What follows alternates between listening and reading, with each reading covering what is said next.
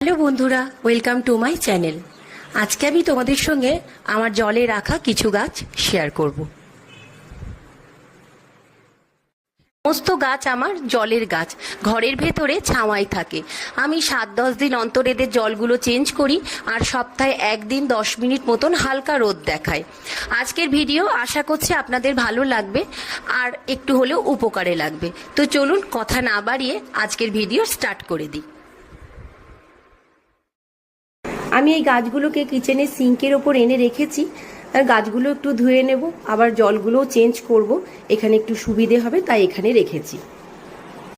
আমি যখনই গাছের জলটা চেঞ্জ করি তখন গাছ রাখা যে পট বা গ্লাস যা কিছু আছে সেগুলোকে একসঙ্গে ধুয়ে আমি সেদিনই পরিষ্কার করে নিই।